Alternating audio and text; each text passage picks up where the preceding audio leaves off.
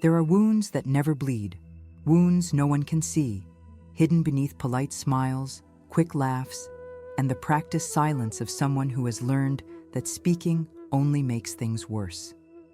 Those are the kinds of wounds I carry. For years, I believed silence was strength. I told myself that enduring without complaint meant I was loyal, that swallowing my pain meant I was protecting love.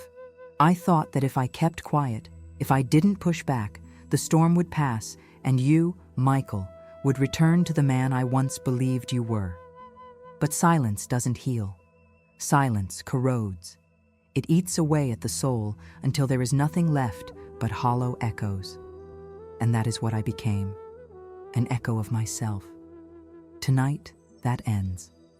I am not writing a letter, nor am I speaking into a microphone for the world to hear. This is not about performance or pity. This is my confession. The truth I carried in the shadows is finally stepping into the light. I am speaking because silence has nearly destroyed me, and if I don't let these words out, they will devour me whole. I imagine you as I say this, Michael.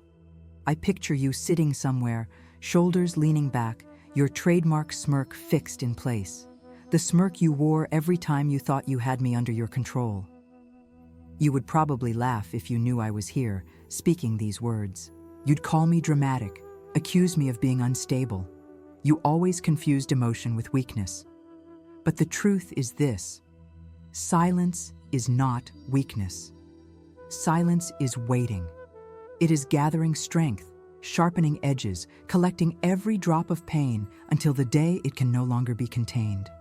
And tonight, it spills. Do you remember the last time we argued? You looked me in the eyes and called me crazy. Disturbed, you said. I was nothing more than a problem to be dismissed. I remember standing there, my lips pressed together, my throat burning with all the words I wanted to scream but didn't. You walked away, convinced you had won yet another round. But I was not defeated. I was only quiet, and quiet can be dangerous. I do not need to exaggerate. I do not need to invent. The truth itself is already unbearable enough. Every word I will speak in this confession is real. And the truth, Michael, is that you broke me, not with fists, not with violence, but with the slow poison of ridicule and contempt. Your words became chains. The laughter you aimed at me became the soundtrack of my nights. For too long, I carried them in silence, pretending they didn't hurt, pretending I was strong. But silence doesn't erase wounds. It only buries them deeper, and buried wounds grow. There were nights when I cried so quietly that even the walls couldn't hear me. I buried my face in pillows, let the water from the shower disguise my tears, and convinced myself that enduring was a kind of love. That if I loved you enough, if I proved my loyalty through silence, one day you'd stop hurting me. But love isn't built on silence. Love cannot survive humiliation. I see that now. Silence was my way of protecting the image I had of us. To everyone else, we looked like a couple. They saw us together and believed in the illusion. They didn't see the cracks. They didn't hear the cruel words that filled the spaces between us. They didn't feel the weight of your laughter on my skin, burning deeper than any bruise ever could. But I felt it, every single day, and I carried it in silence. Until now. This is not just a confession of what you did to me, Michael. It is a confession of who I became because of it. I became a shadow of myself, hiding behind silence, hiding behind the hope that one day things would be different. I lost my reflection in the mirror. I lost my voice. I lost the woman I used to be. But here is the paradox. In losing myself, I found the strength to rise again. Because silence cannot last forever. Eventually, it breaks. And when it breaks, it does not return as a whisper. It returns as fire. That fire is what fuels me now. Not revenge, not hatred, but the burning need to reclaim my voice, to say aloud the words I once believed I had no right to speak. This is not for you, Michael. This is not even about you anymore. This is for me. For the woman who endured too long, for the girl who once believed love was enough, for the soul that deserves more than silence and shadows. And to whoever hears this, know this truth. Silence is not peace. Silence is not acceptance. Silence is survival, but survival is not living. I survived you, Michael, but tonight I begin to live again. This is my silent confession. It may tremble, it may sting, it may break me all over again to speak it, but it is mine, and it is the first step toward freedom, because I will no longer be the echo of your laughter, the shadow of your cruelty. I will be my own voice, and this is only the beginning.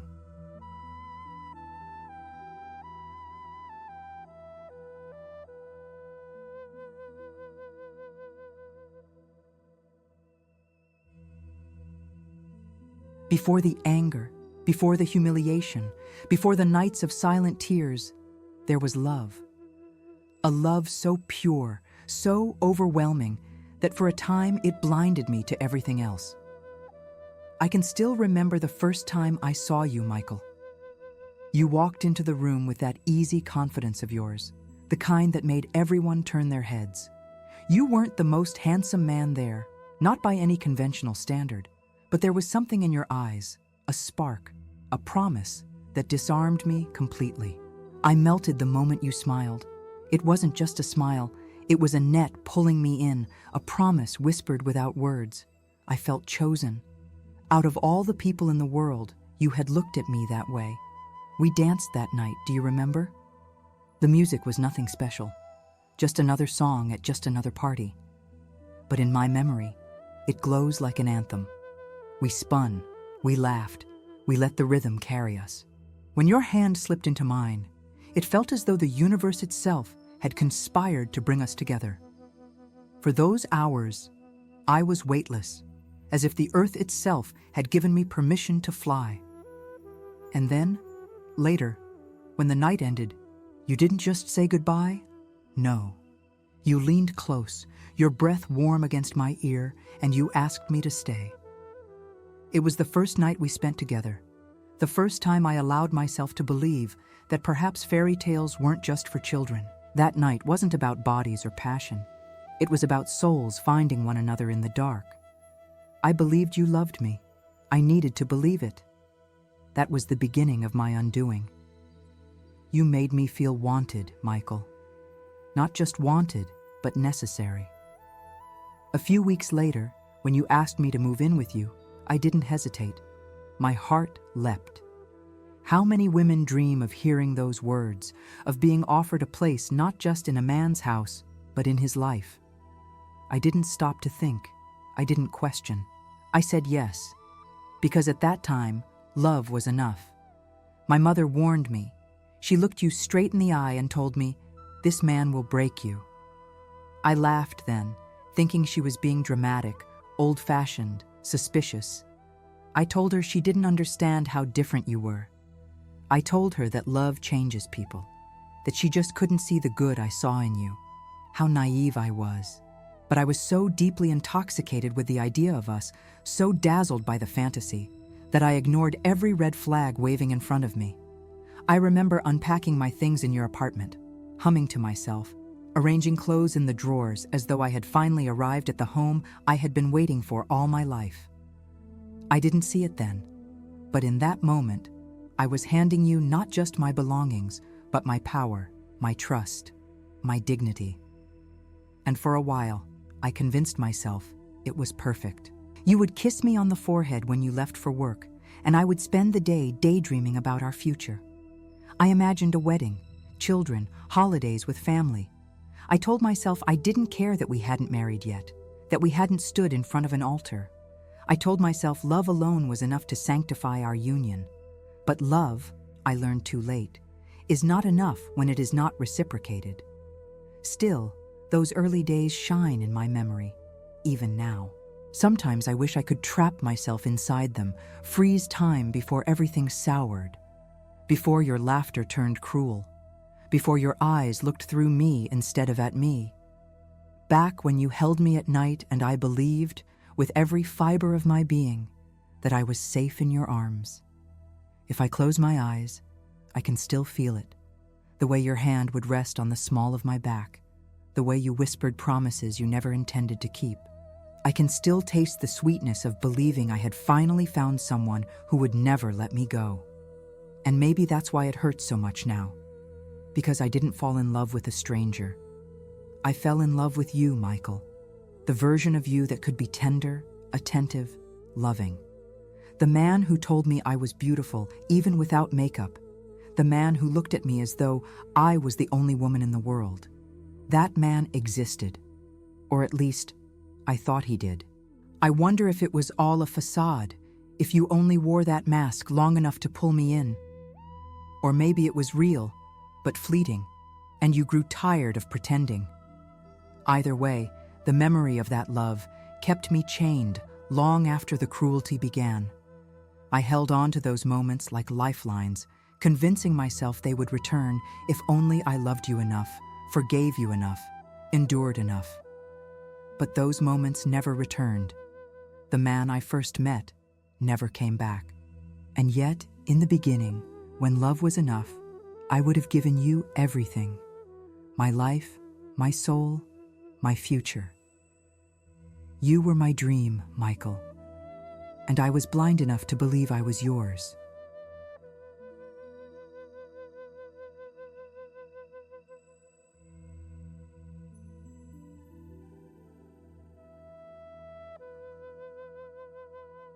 Moving in with you felt like stepping into a dream. For weeks, I floated through the apartment as though it were a castle built just for us. I woke up to the smell of your cologne lingering on the pillow, made coffee humming songs of happiness, and told myself that this simple routine was what love was supposed to be. But dreams have a way of turning to dust when you wake up too fast. At first, the cracks were small, so small I convinced myself they weren't there. You came home late some nights, smelling of cigarettes and cheap beer, but I told myself you were just tired from work. You didn't hold me as often, didn't look at me with the same warmth, but I told myself it was normal. That passion always fades a little after the first rush. I lied to myself because I wanted so badly to believe that our love was still the same. Then came the day when I realized I hadn't moved into a shared life. I had moved into servitude. You didn't want a partner, Michael. You wanted a maid, a cook, a body to warm your bed. I became the hands that scrubbed the floors, the arms that carried the laundry, the silent shadow moving through rooms to make your life easier. And you became something else entirely. The man who once whispered sweet words now barked orders. Did you cook? Did you wash? Why isn't this done? Your voice no longer wrapped me in tenderness, it sliced me open.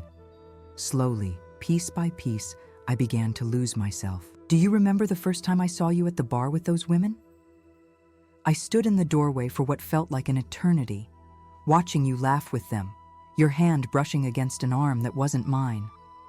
My stomach churned, but when you caught my eyes, you didn't even look ashamed. You smirked, as if daring me to say something, as if humiliating me was part of the fun. That night, I didn't sleep. I lay beside you while you snored, staring at the ceiling, my heart pounding with questions I couldn't ask. Were they prettier than me?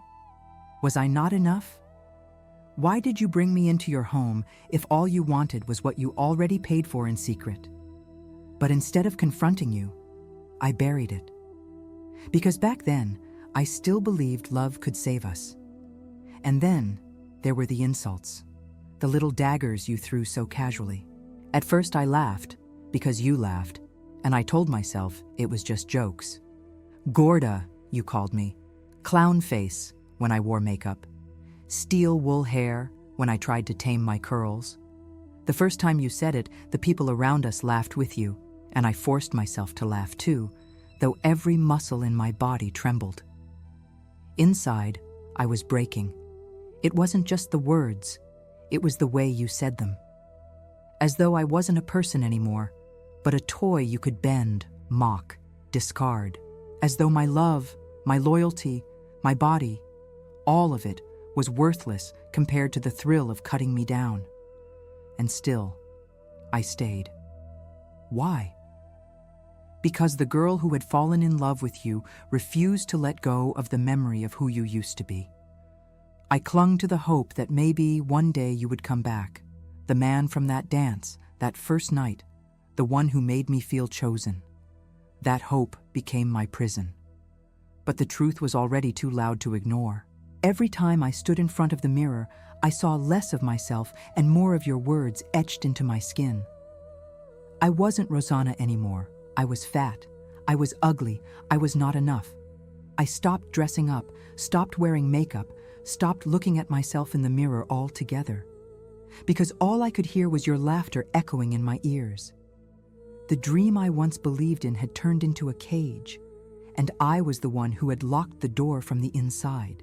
One night, as I lay awake beside you, I realized something that chilled me to the bone. I didn't recognize the man sleeping next to me anymore.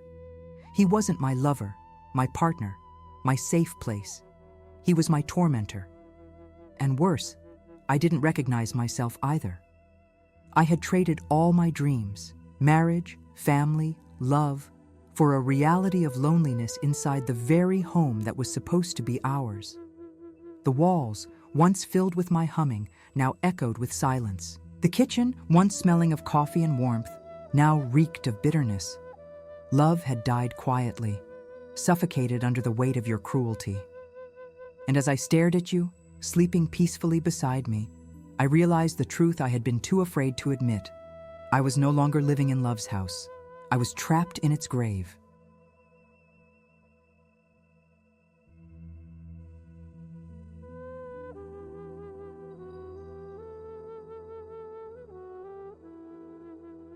They say sticks and stones can break your bones, but words can never hurt you.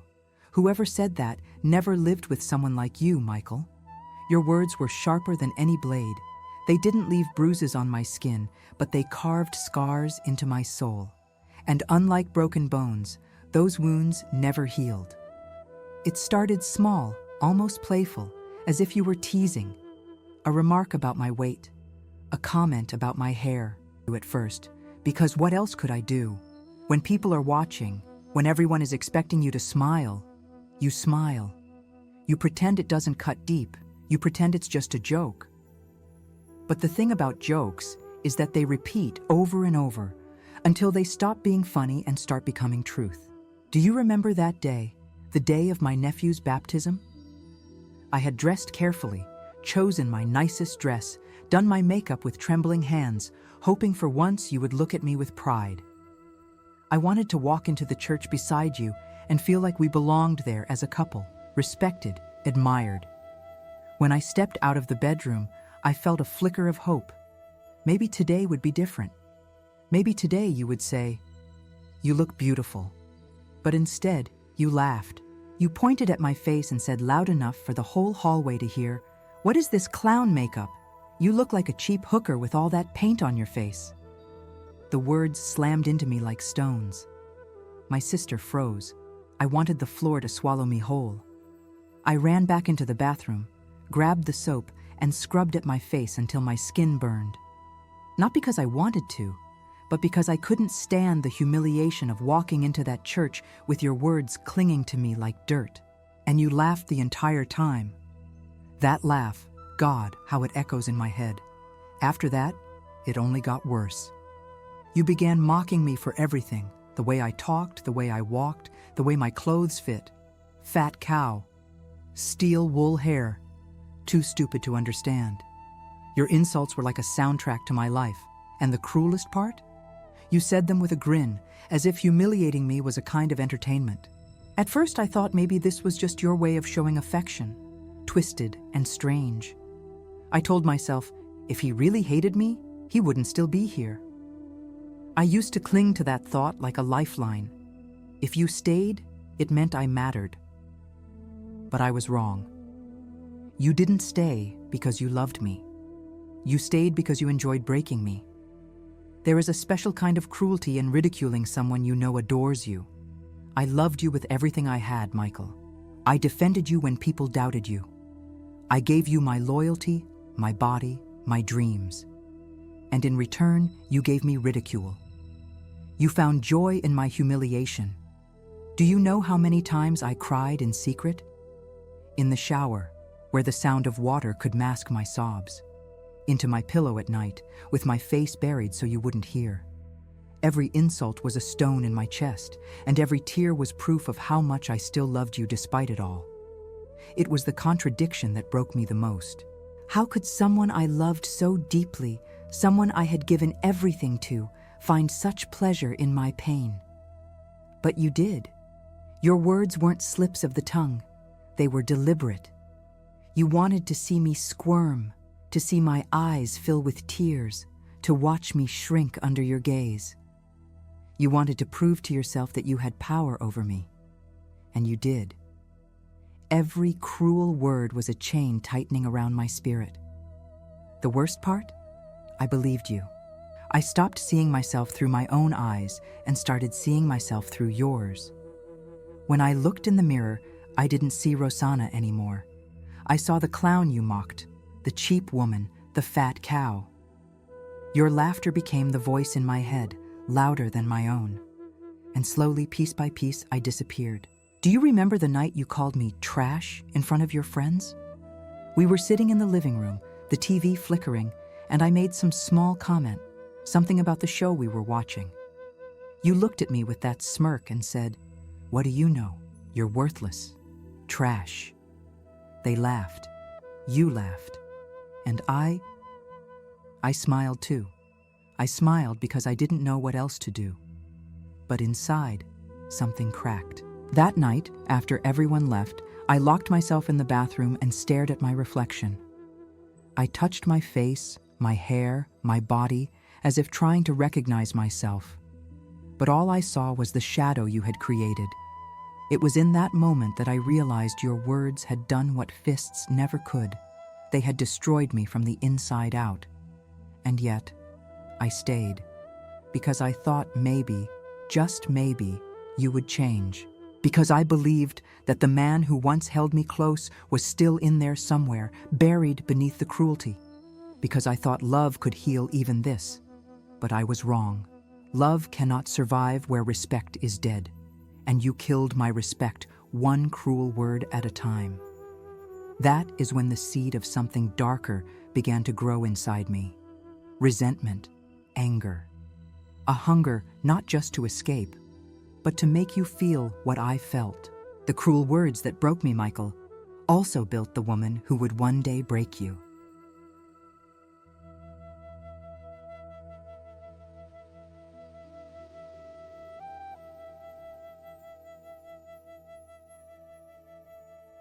There is a kind of pain that doesn't scream. It doesn't slam doors or shatter plates. It seeps into your bones like cold water, silent, invisible, but it drowns you just the same.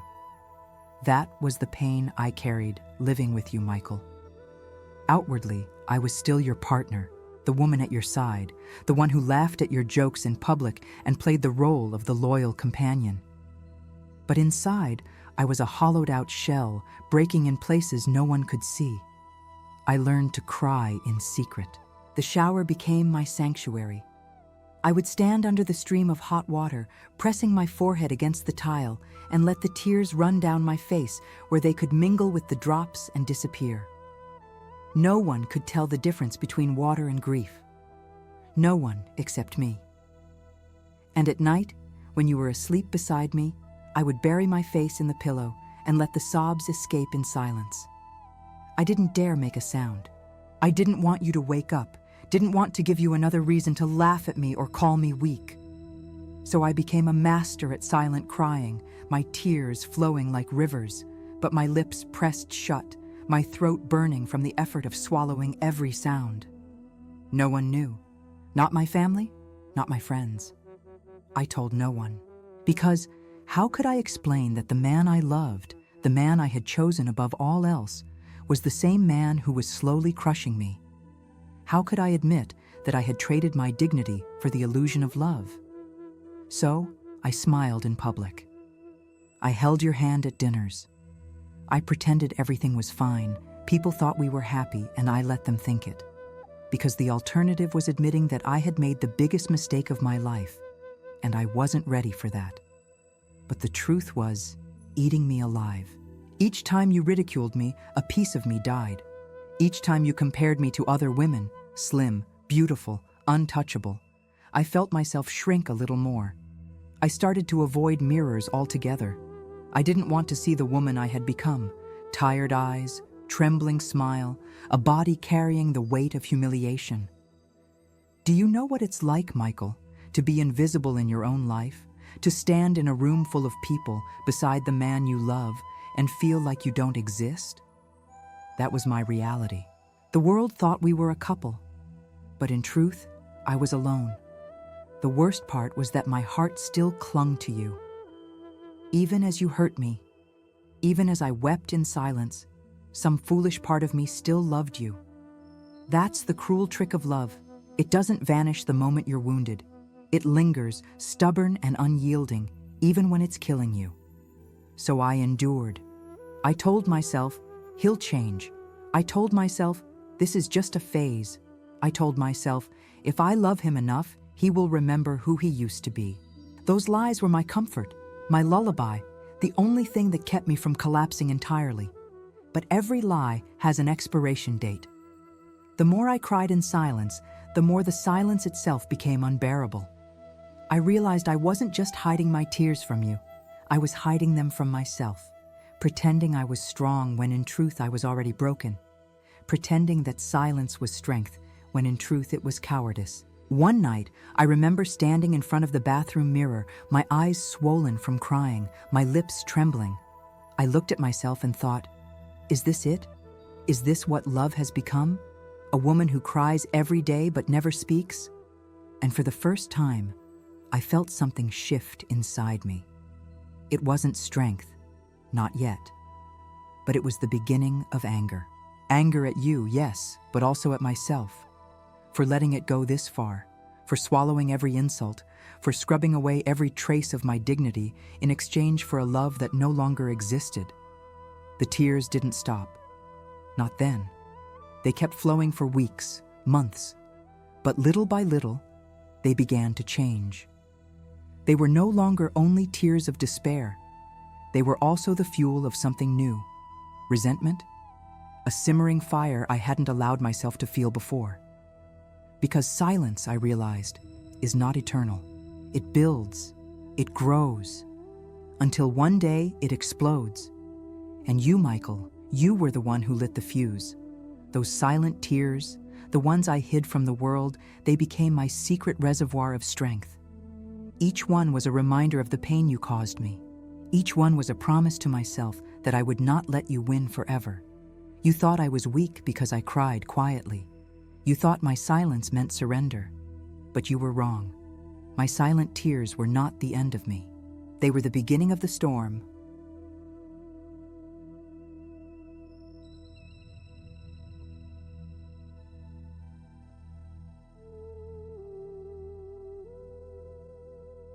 There comes a moment when even the strongest walls collapse, when silence can no longer hold back the flood, when the weight of humiliation becomes too heavy for a soul to carry. That moment came for me, Michael. And it came suddenly, like a mirror shattering in my hands. I had spent months, years really, absorbing every insult, every betrayal, every cruel laugh.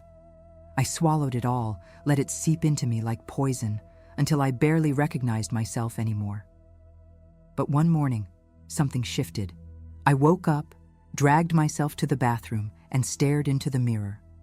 What I saw wasn't me. My eyes were hollow, ringed with shadows from too many sleepless nights. My skin, pale and tired, carried the traces of tears I could never wash away.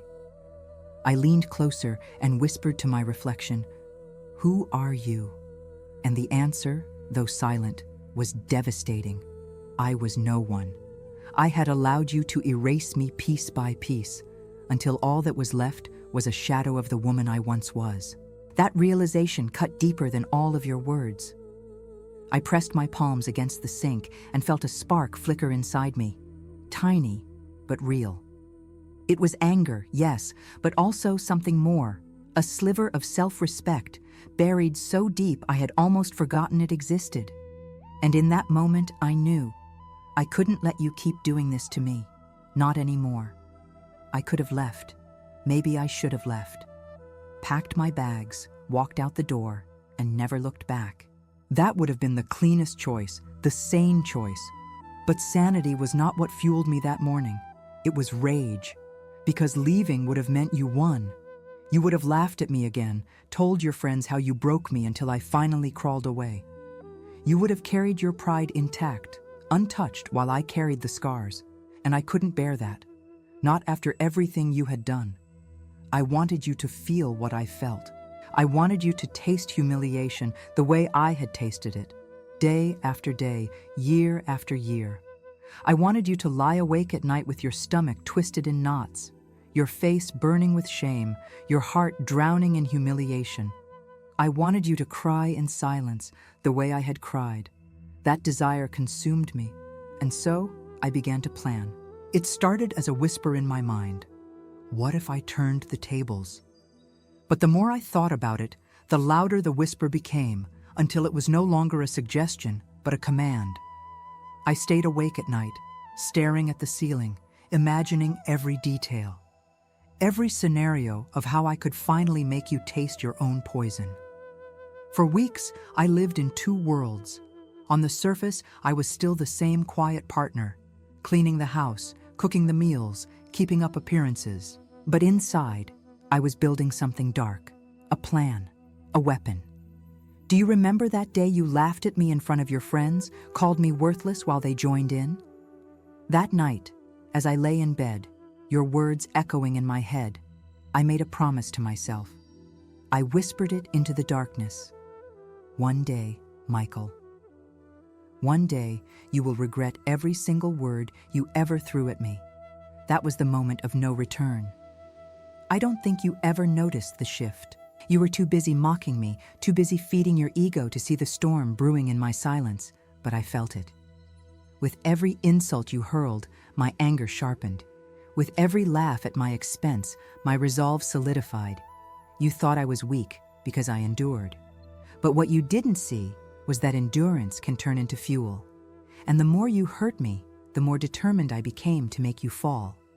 The breaking point wasn't just the moment I realized I couldn't take it anymore. It was also the moment I realized I wouldn't. I was done being your victim. I would become your reckoning. And though the plan wasn't fully formed yet, I knew this much. When it happened, when the day came, you wouldn't see it coming. Because you never imagined that the woman you called weak, pathetic, trash could ever be the one to destroy you. But she could. And she would.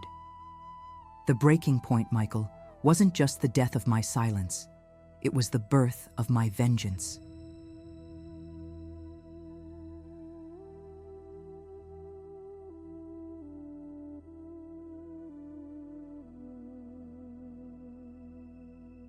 Your birthday was approaching, Michael, and with it came the perfect opportunity. Fate itself seemed to conspire, handing me the stage I needed to deliver the performance of a lifetime. I had already carried the idea of revenge in my chest like a secret flame, feeding it night after night with memories of your laughter, your insults, your betrayals. But now I had a date, a setting, and an audience. What better way to make you feel what I had felt than to strip you bare in front of the very people you sought to impress? I spent weeks preparing. To you, it must have seemed like I was planning a celebration. Balloons, decorations, food, drinks.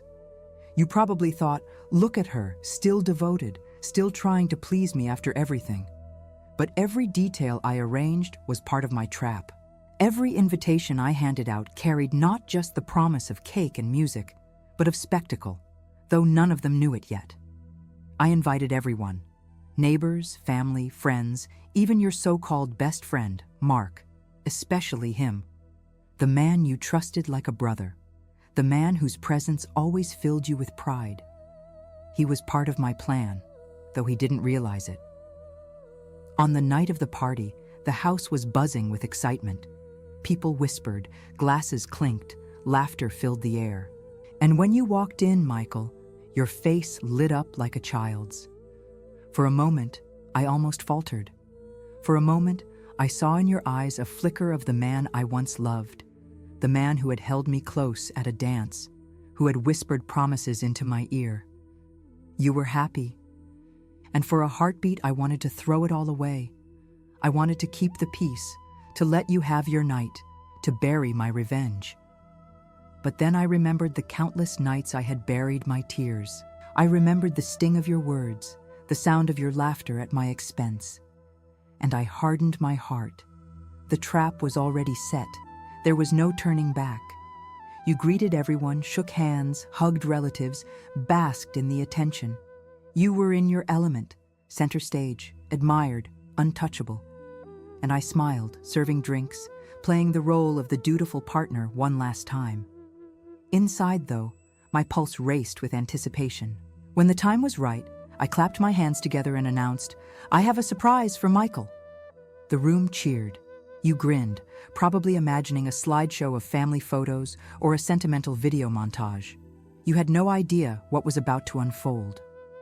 I dimmed the lights, rolled the television into place, and pressed play. At first, there was only silence, a dark screen. Then the image appeared, grainy, shaky, but unmistakable. Me, you, but not us. Me and Mark. Gasps filled the room.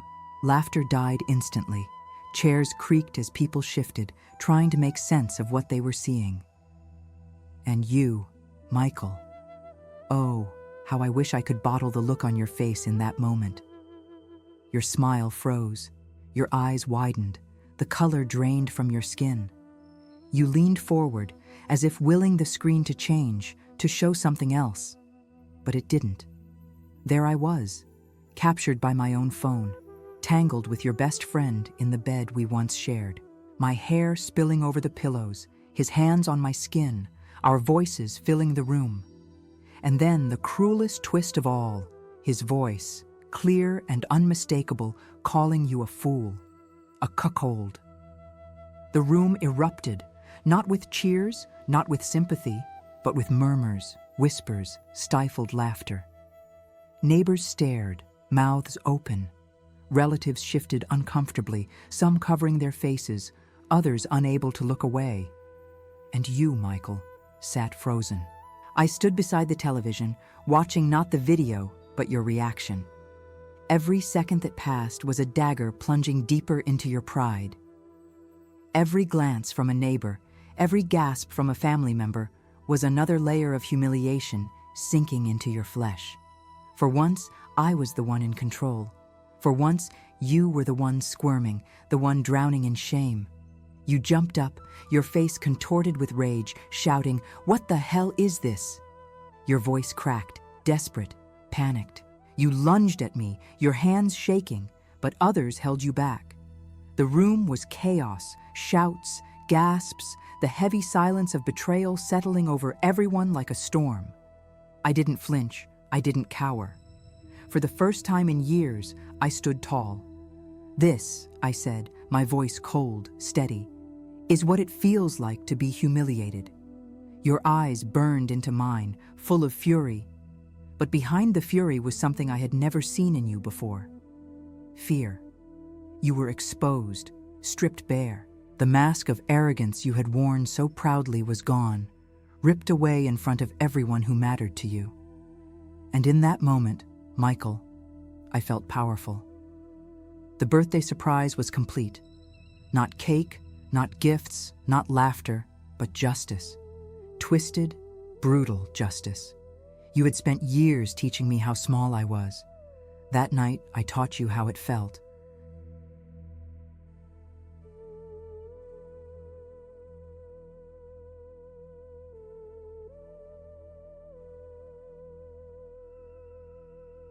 When the screen went dark and the video ended, the silence that followed was deafening. Not the comfortable silence of two people who understand each other. Not the ordinary pause in a conversation, but a heavy, suffocating silence, the kind that fills a room when something sacred has been shattered.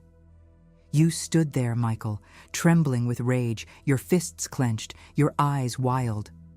For the first time, you were the one without words. And that was exactly what I wanted. For years, I had been the one silenced, reduced to tears I could not shed in public, words I could not speak aloud. But that night, you tasted silence. You felt it choking you, crushing you the way it had crushed me. Then came the chaos. You lunged at me, your face twisted in fury, your voice breaking as you shouted my name, calling me insane, a whore, a traitor. You tried to reach me, but hands held you back. Friends, family, neighbors. Even Mark stood frozen, pale, guilty, caught in the very act he had never dreamed would come to light. Voices filled the air, shocked whispers, laughter from some, gasps of horror from others. The party that was supposed to celebrate your life had become a spectacle of your downfall. I watched it all with a strange calm. My heart pounded, yes, but not with fear. For once, it wasn't me being humiliated, it was you, and I savored every second. But vengeance, as sweet as it felt, also burned. The police came eventually, summoned when your rage threatened to turn violent. You shouted, you struggled, your pride bleeding out in front of everyone. I remember standing by the doorway, arms crossed, watching as the officers tried to calm you down. Some people shook their heads in pity, others in disgust. And through it all, I stood unflinching, because I had already lived through worse storms. Later, when the crowd dispersed and the house was quiet again, I sat alone in the wreckage. Balloons sagged in the corners, half-eaten cake lay abandoned on the table, empty cups scattered across the floor. The decorations that once promised joy now looked grotesque, like the remains of a battlefield. And in a way, that's exactly what it was. I had won the battle, Michael. But victory did not taste the way I thought it would. Yes, I had humiliated you. Yes, I had stripped away your arrogance, made you feel the sting of public shame. But as I sat in the silence of that ruined party, I realized something painful. Revenge does not heal. It only feeds the fire. Because even then, even after everything, a part of me still loved you. It's the cruelest truth of all. I hated you for what you did to me, for the words that scarred me, for the way you ground down my spirit. And yet, buried under all that hate was a love I could not deny. Love for the man you used to be. The man I met on that dance floor, the man who once held me as if I was precious. That man was gone, but my heart had not learned how to let him go. I cried again that night, but these tears were different. They weren't silent tears of humiliation. They were loud, raw, guttural sobs of exhaustion. I had carried this war inside me for so long, and though I had finally unleashed it, I felt no peace, only emptiness. The neighbors would talk, of course. The story would spread like wildfire. They would call me reckless, cruel, insane. They would call you a fool, a cuckold, a man destroyed. Your reputation was scarred forever, and so was mine.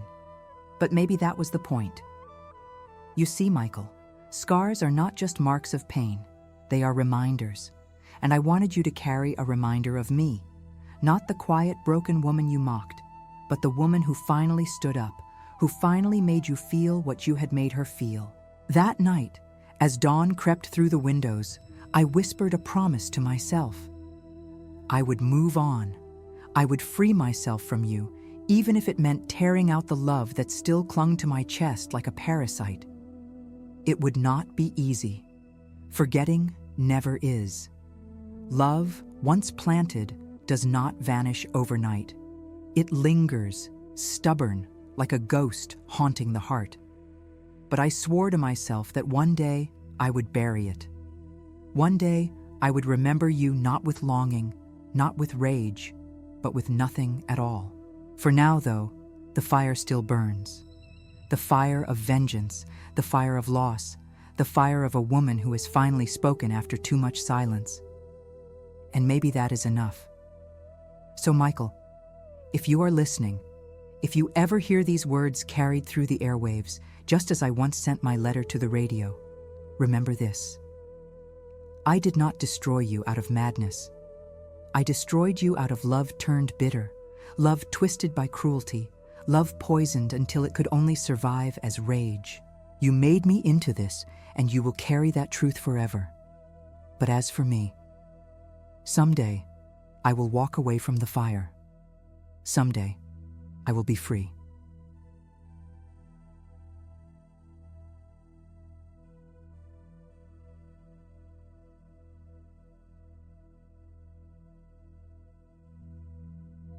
The story is out now. The words have been spoken, the silence broken, the secrets spilled into the open air where everyone can hear them. My letter, my voice, my pain. It no longer belongs only to me. It belongs to the city, to the whispers of neighbors, to the laughter of strangers, to the ears of anyone tuning into the frequency of this confession. And maybe, Michael, it belongs to you most of all. I wonder where you are as these words reach you. Are you sitting in some dark room, fists clenched, jaw tight, the old anger burning hotter than ever? Are you drowning yourself in whiskey, trying to blur the memory of that night? Or are you walking down the street, pretending not to notice the way people look at you, the way their laughter lingers a little too long after you pass? Wherever you are, I know you hear me. If not with your ears, then with the echo I planted in your soul. I once believed love was stronger than humiliation, stronger than cruelty, stronger than betrayal. I clung to that belief until it tore me apart. Now I know better. Love can be poisoned. It can be broken. It can rot inside you until it becomes something unrecognizable, something dangerous. That is what happened to me. You didn't just break my heart, Michael. You broke me. And when I had nothing left to lose, when I was nothing but pieces scattered across the floor, I gathered those pieces and built a weapon out of them. That weapon was my revenge. But here is the truth I could not see then. Revenge is not freedom. It is only another chain. I thought humiliating you would set me free, would cleanse the years of pain you poured into me. And for a moment, oh, for that one blazing moment, it did. Watching your face crumble, watching your pride collapse in front of everyone, it was intoxicating. It was everything I had dreamed it would be. But the rush faded, the silence returned, and in that silence, I discovered something even harder to face. I was still tied to you. My heart, foolish and stubborn, still clung to the memory of the man I once loved, even as it hated the man you became. And so, here I am, telling the world my story, not because I am proud of what I did, but because I want to be free of it. I want to believe that by speaking these words aloud, by carving them into the air with my voice, I can finally lay them to rest. That the tears I shed tonight will be the last ones I ever shed for you. Because I cannot keep carrying you inside me, Michael. I cannot keep letting your cruelty define me. I am more than your insults. I am more than your laughter. I am more than the woman who planned your destruction. I am someone who loved too deeply, who broke too completely, and who is now learning, piece by piece, how to rise again. So this is my farewell. Not to the memory of you, not yet. I know love doesn't vanish so easily. But to the chains you wrapped around me, to the silence I kept for too long, to the tears I hid in the shadows. No more. Tonight, I speak. Tonight, I confess. Tonight, I close the book on the woman I was when I lived under your shadow. One day, when the fire has burned itself out, when the ashes of this love are finally cold, I will walk away clean. I will love again, maybe. Or maybe I will simply love myself enough to no longer need anyone else to tell me I am worthy. But until that day, I leave you with this truth, Michael. You taught me pain, but you also taught me strength. You destroyed me, yes, but in the ruins, I found a voice strong enough to tell the world my story. and that, perhaps, is the only victory I truly needed. The last tear falls tonight. After this, I am done crying for you.